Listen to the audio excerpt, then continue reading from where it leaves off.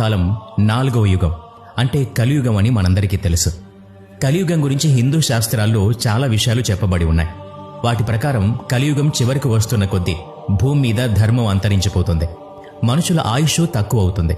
మనిషి స్వార్థపరుడిగా మారుతాడు. చివరకు భగవాన్ మహావిష్ణువు కల్కి రూపంలో వచ్చి ధర్మాన్ని పునరుద్ధరిస్తాడు. కలియుగానికి సంబంధించి ముందుగానే భగవద్గీతలో చెప్పారు. అవన్నీ ఇప్పుడు నిజాలవుతున్నాయి. ఈ వీడియోలో మహాభారతంలో కలియుగానికి సంబంధించిన విషయాలు అలా ఇప్పుడు నిజమవుతున్నవి ఏంటో మనం తెలుసుకుందాం. మరి ఇంకెందుకు ఆలస్యం, let's start our today's episode. చాలా మంది మహాభారతాన్ని కౌరవులకు పాండవులకు మధ్య జరిగిన యుద్ధంగా మాత్రమే తెలుసుకుంటారు. నిజానికి మహాభారతంలో దీని గురించి మాత్రమే కాకుండా ఇంకా ఎన్నో విషయాల గురించి కూడా చెప్పారు. అవి మనిషి తన జీవన విధానంలో అనుసరిస్తే అతనికి సంపూర్ణ విజ్ఞానం లభిస్తుంది. ఆ విషయాల్లో ఒకటి కలియుగం. దీని గురించి మహాభారతంలో విస్తారంగా చెప్పారు. దాని అనుసారం హస్తినాపురం రాజ్యసభలో పాండవులు కౌరవుల చేతిలో జూదంలో సర్వం ఓడిపోయి వనవాసానికి వెళుతున్న సమయంలో యుధిష్ఠరుడు భగవాన్ శ్రీకృష్ణుని అడుగుతాడు, హే వాసుదేవ, ద్వాపరయుగం అంతమైపోతుందని మీకు తెలుసు. మా సోదరులందరూ ఒక విషయం తెలుసుకోవాలనుకుంటున్నారు.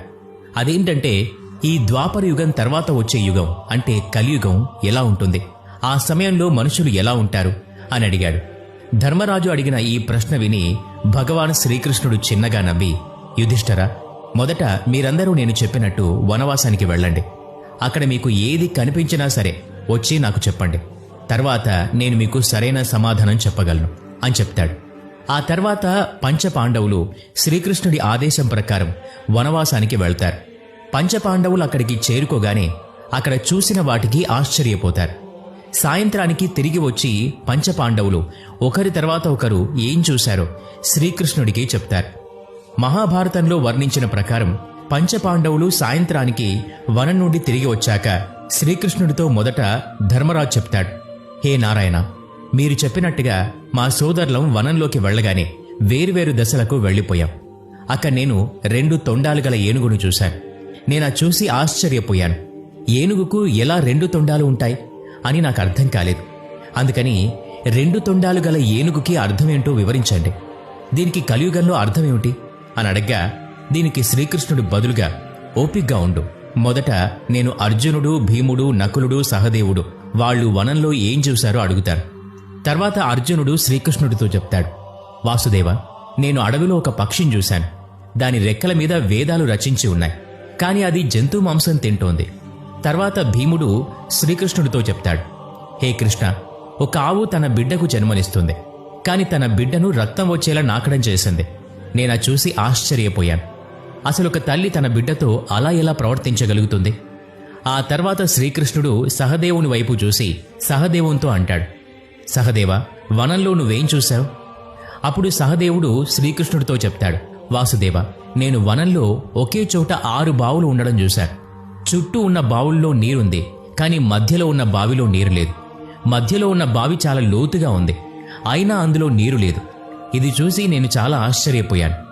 తర్వాత నకులుడు చెప్తాడు, నారాయణ, నేను వనంలో తిరుగుతూ ఉండగా ఒక కొండపై నుండి పెద్ద రాయి దొర్లుకుంటూ రావడం చూశాను.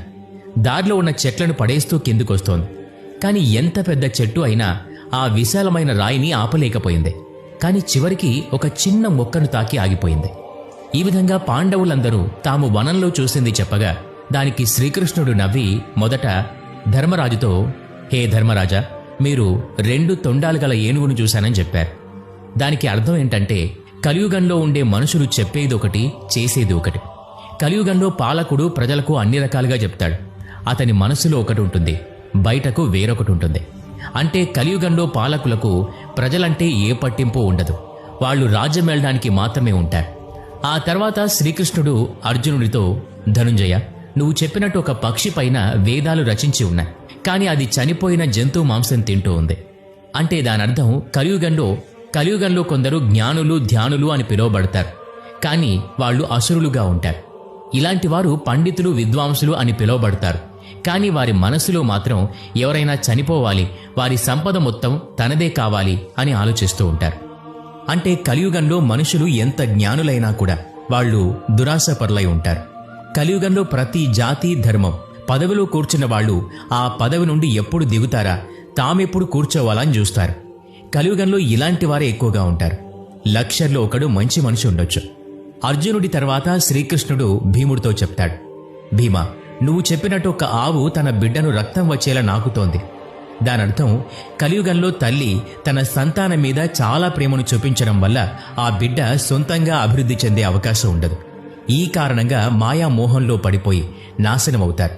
ఇంతేకాకుండా ఒక కుటుంబంలోని వ్యక్తి ఇల్లు విడిచి సన్యాసి అయితే వేల సంఖ్యలో అతని దర్శనం చేసుకుంటారు. అదే తన బిడ్డ సన్యాసి అయితే నా బిడ్డకేమవుతుందో అని ఏడుస్తూ ఉంటారు. ఈ కుటుంబ చక్ర మాయలో పడి తన జీవితం నాశనమవుతుంది. చివరికి ఒక అనాథలా చనిపోతాడు.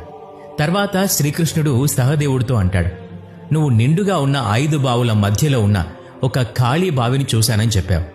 దానికి అర్థం కలియుగంలో ధనికులు తమ పిల్లల వివాహానికి, భవనాలకు, విలాసవంతమైన జీవనానికి లక్షలు కోట్లు ఖర్చు చేస్తారు.